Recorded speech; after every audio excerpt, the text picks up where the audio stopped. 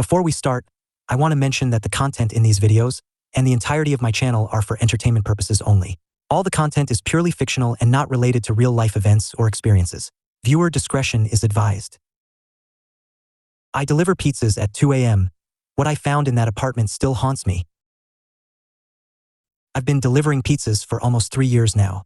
It's not glamorous, but it pays the bills, and the late-night shift comes with good tips. Most of my deliveries are forgettable.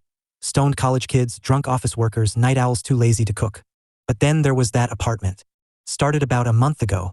Every few nights, at exactly 2 a.m., we'd get an order for a large cheese pizza. No toppings, no special requests, just plain cheese. The address was always the same.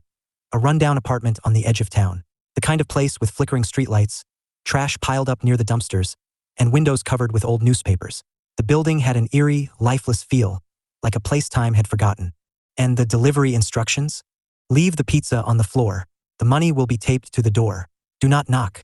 Do not wait. At first, I didn't think much of it. Some shut-in, maybe someone with social anxiety. It wasn't the weirdest thing I'd seen. As long as they paid, I didn't care. But every time I went, there was this smell. A damp, sour stench, like mildew and old sweat, seeping through the cracks of the door. It clung to the air, to my clothes even after I left. The first few times, I ignored it. Just another gross apartment, nothing unusual. Then one night, I got curious. The door was unlocked. It was my 5th time delivering to that apartment. I arrived at 2 a.m. sharp, same as always. The money was there, taped neatly to the door. The smell was worse that night, like something had been rotting inside. For the first time, I hesitated. Something about the whole thing had been nagging at me. Why order the exact same thing?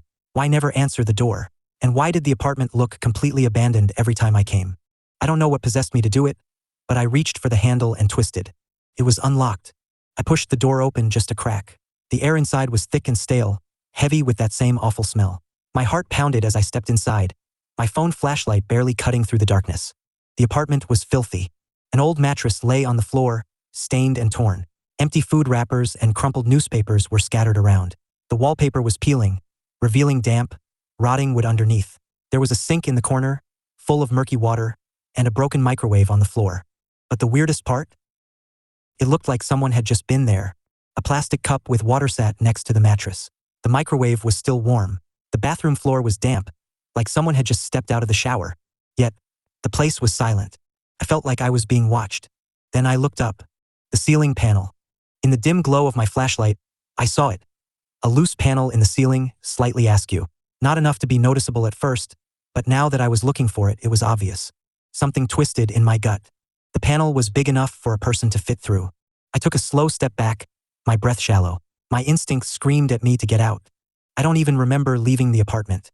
I just remember running down the hall, my shoes slamming against the dirty carpet, my lungs burning. I jumped into my car, locked the doors, and sat there, shaking. Then I called the cops. The police arrived within minutes. They didn't seem surprised when I told them about the smell, the unlocked door, or the loose ceiling panel. It was like they had heard it all before. When they went inside, it didn't take them long to find him. A man, thin, pale, covered in filth. He had been living in the ceiling for 5 years.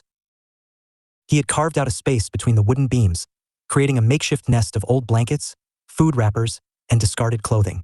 The police found a hole in the wall, a peephole, where he had been watching the apartment below.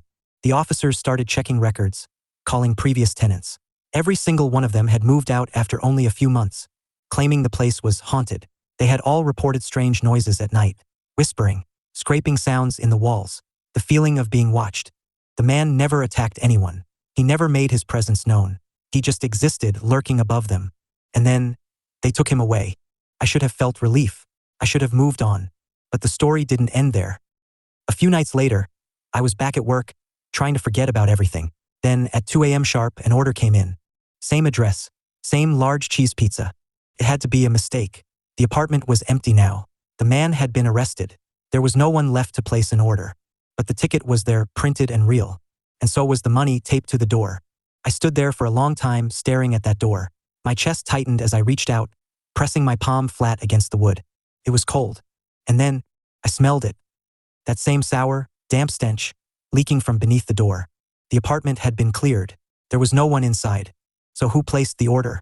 I don't know what I expected, but I turned and ran. I left the pizza on the floor, jumped in my car, and drove away without looking back. I never delivered to that neighborhood again. A few weeks passed. The whole thing became just another creepy story, something to tell my coworkers during slow nights. But it never left my mind. I kept thinking about that apartment. And the man in the ceiling. One night, curiosity got the better of me. I tracked down the old tenant, the last guy who lived in that unit before the place sat empty. He had moved across town, and after some convincing, he agreed to meet up for coffee. When I told him what happened, his face went pale. Then he said something that still makes my blood run cold. That man, he wasn't the one ordering the pizzas. I stared at him. What do you mean? He swallowed hard, gripping his cup. I lived there for 6 months, and I never once ordered food. But late at night, I'd wake up to the sound of rustling in the kitchen. I thought it was rats. But sometimes, in the morning, there'd be an empty plate in the sink. And once, I found a half-eaten sandwich on the counter.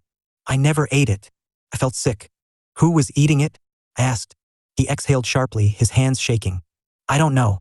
But every night, I felt like I wasn't alone. I still think about that apartment sometimes. About the man in the ceiling, watching, listening. But mostly, I think about the pizzas. If he wasn't the one ordering them, then who was? And where are they now? Thanks for watching. If you're interested, I'll be uploading more videos like this in the future. Leave a like and subscribe to my channel so that you won't miss any.